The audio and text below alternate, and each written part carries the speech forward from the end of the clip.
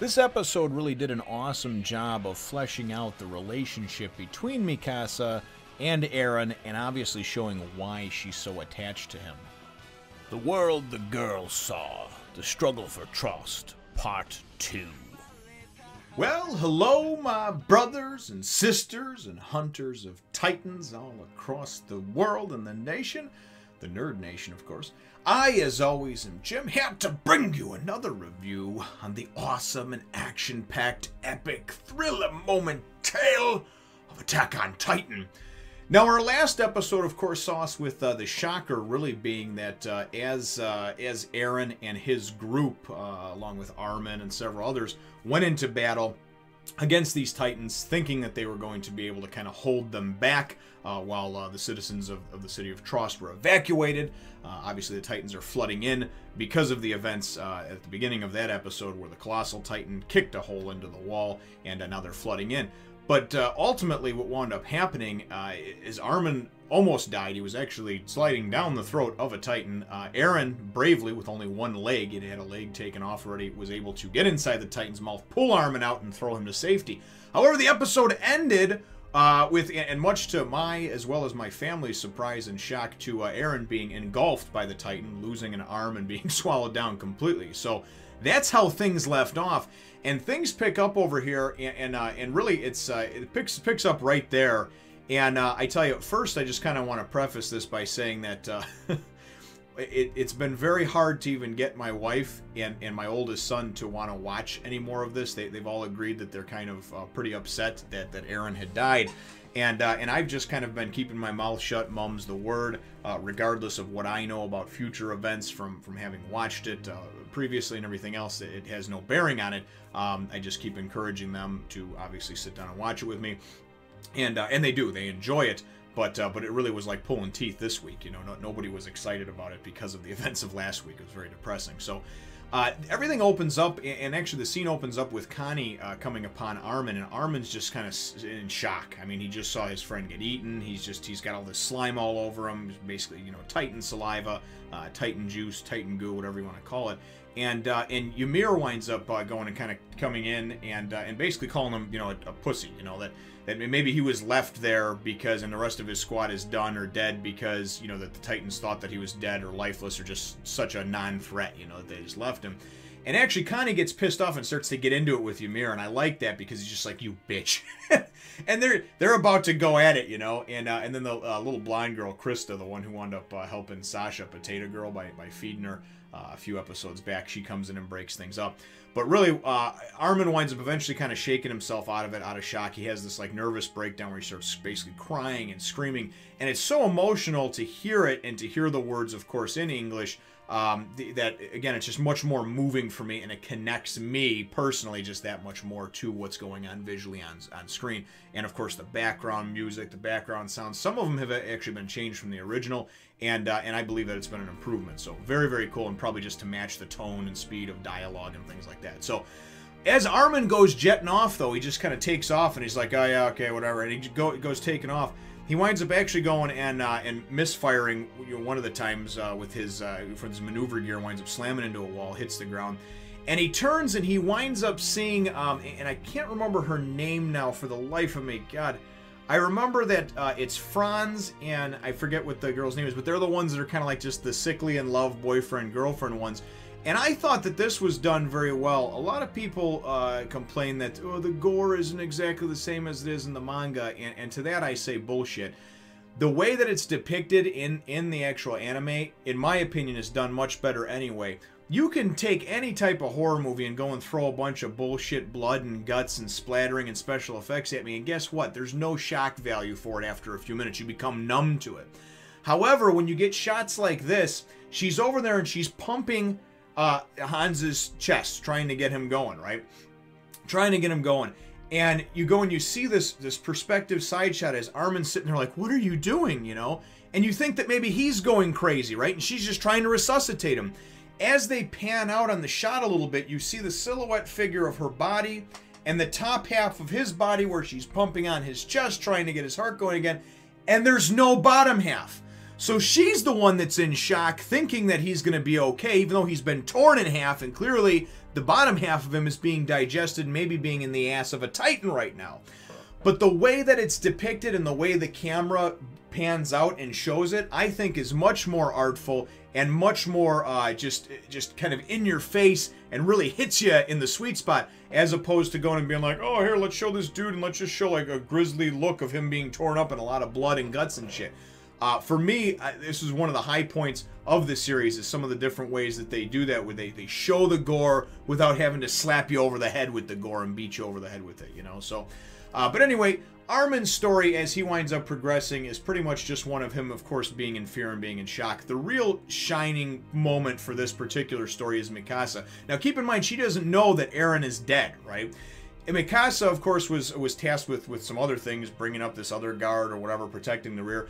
And you wind up seeing her come in at a perfect time. There's a bunch of people gathered trying to get out of Trost, and there's this asshole merchant that's trying to get his goods and his wagon through, and nobody's evacuating because of it. And this asshole has the nerve to tell people that the food that they have and this stuff that he has, these goods, is worth more than their pathetic lives, right?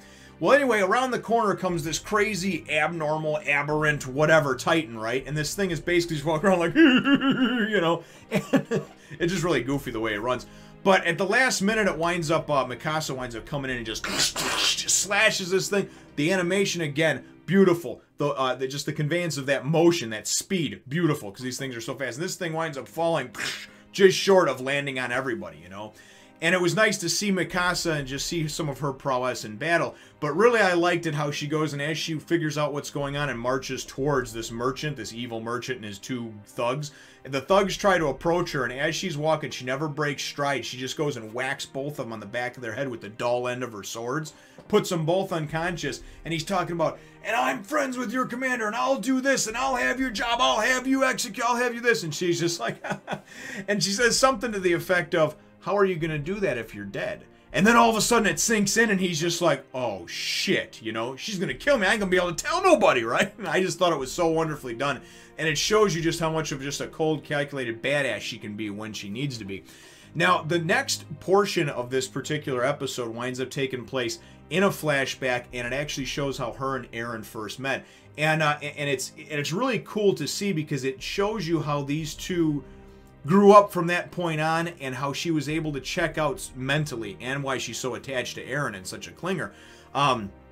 As it takes us into the flashback, we wind up seeing that Dr. Jaeger, of course Eren's father, and Eren are supposed to actually come by the Ackermans for some reason or another, you know, that day. And the way the camera shot is done, it looks as if they're in the house, Mikasa and her and the mother and father, of course, is a few years prior. And there's a knock on the door. As the camera switches angles and shows the outside, it shows Eren and his father outside, and nobody's answering the door. And you're like, what the hell? They were just in there, right? The dad was coming to answer the door. You wind up seeing it, and it's actually told in almost like a Pulp Fiction type way, where they tell you part of it, and then they show you another part of it, and it's different times, you know, and it doesn't actually all sync up. But it's very cool the way it's done and it's depicted. What wound up happening is Mikasa wound up getting captured, okay? She's Asian, or they refer to her as Oriental in here. And basically, since it is the end of the world, there's very few probably of certain races and things like that left, and she's considered exotic, right? So the whole idea for some of these douchebags that came by were just to go and kill the father, which they did when he answered the door. They stabbed him mercilessly, and then to go and capture the mother and Mikasa. Well, the mother goes and fights back to try to give Mikasa a quick second there to try to escape. Mikasa's frozen with fear, has no idea her dad's bleeding out there. She's like, Mom, what's going on, right? And I guess you can't expect a kid to go and just, you know, in a traumatic time like that, to run. But at the same time, the mother sacrificed herself so she could run, and she didn't. And the mother winds up taking an axe to the head, and then they wind up escaping off with her. So when Eren and his dad are actually knocking on the door, this is the aftermath. This is what happened an hour later, half an hour later, whatever. They open the door, and of course, Dr. Jaeger sees the blood, the carnage on the floor. He tells Eren, he says, listen, go to the bottom of the mountain, contact the military police, we're going to wait for them, blah, blah, blah, you know. Do not do anything else. So Eren goes, and of course, doesn't run to the bottom of the mountain. Eren, somehow or another, winds up coming upon the actual cottage, finding the cottage that these three degenerates are holed up in with Mikasa. Mikasa wakes up, and she's tied up, of course, and there's two of these guys that are arguing over, why did you kill the mother? And the other guy's like, what the hell? Would you expect her? You're going to let her gouge my eyes out? She had a pair of scissors. You know, he's like, I didn't want to kill her, but I had to do what I had to do. As this all happens, all of a sudden Eren just walks in, right? And they're like, what the fuck? You know, what are you doing in here? You know, what are you doing in here, kid? And he goes and plays it off, and he's like, oh, I'm so sorry, I was just lost. It was raining outside, and I got lost, and I found your cottage, and I was thinking, you know, maybe, and I'm just picturing like a little kid, like, maybe I could use your phone to call my parents or 911 for some help. That's how he plays it off, right? Dude goes over, and he's like, oh, the one guy goes over to him by the doorway, and he says, oh, no, it'll be okay. Don't worry, you'll be fine with me and my friend over here. And these two guys just look like some weird pedophiles to begin with, so I don't know if they were planning on, you know, selling him, raping him, beating him, a combination of all those things. I don't know. All I know is that Eren goes and mans up, and as he goes and approaches him, Eren just shanks his ass, and then gets him a few more times. As his body drops, and the other guy's like, what the fuck's going on? He goes and just closes the door, and he's behind it, like, hey, come get me, right? So this dude's like, you little bastard, you know, and you count on that rage. You count on somebody making a mistake because they're angry, right? So as he goes to open up the door and come in there, Eren has taken the knife and affixed it to the end of what appears to be his, the broomstick or his staff or whatever, you know. Boom! Runs this guy right through and takes him out. And I'm like, holy shit! After that goes and he winds up going, and this is after he winds up stabbing the guy like 20 times after that. He goes and frees Mikasa, and Mikasa's like, where's the third one? And you're like, oh shit, there was 3 of them, weren't there? The other dude appears and picks up Eren and just starts choking him, right? And this is where the graphic nature of this comes in. You don't need to show somebody's head splattering to go and to get graphic, okay? So a grown man choking the life out of a child, that's graphic enough, right? So he's choking him, and Eren's like, oh, Mikasa, you gotta grab the knife. Mikasa's picking up the knife.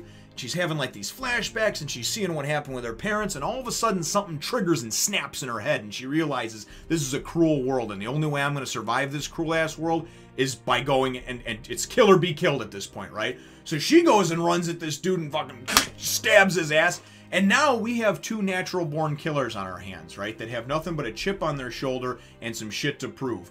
Ultimately, though, at the end of it, we wind up seeing a touching scene. We find out this is how Mikasa, obviously, and why she was taken in by the Jaegers, by Dr. Jaeger, and obviously his wife and everything, and that's why her and Eren are kind of like almost like this like brother and sister. They have this bond, you know? But she's especially indebted to him, I think, and has this bond towards him because he saved her. He saved her from probably being raped and beaten, you know, sold into slavery for some sort of pedophilic type things. I don't know if that's a word. But the bottom line is it was just done so well, and it gives you such insight into why Mikasa especially is able to be checked out mentally and just such a hard-ass, hard-nosed bitch, you know? And, anyway, and then at the end of it, he winds up going and giving her his scarf because she's cold and she's kind of in shock still from losing her parents. So we see that's why she carries the scarf with her. So all in all, a very, very good episode. And as I said, as it goes and it comes out of the flashback, and she goes and she says, it's okay, Eren's family, and with you I can do anything, right? And I'm thinking, oh God, she doesn't know Eren's dead, you know? So everyone enjoyed it, though. I definitely think it was a good redeeming episode after just the kind of tragedy and horror that we saw at the end of last episode, and certainly everyone, at least in my family, enjoyed it. So very good stuff.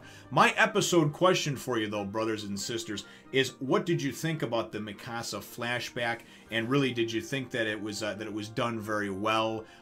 You know, and do you think that it was that what happened to her was enough of a motivator for her to kind of be that just sort of next level crazy that she needs to be? So leave your answer to that question in the comments down below. Feel free to hit the thumbs up, the like button if you should think that I deserve it, and subscribe if you haven't done so already. We will look forward to catching all of you in the next one.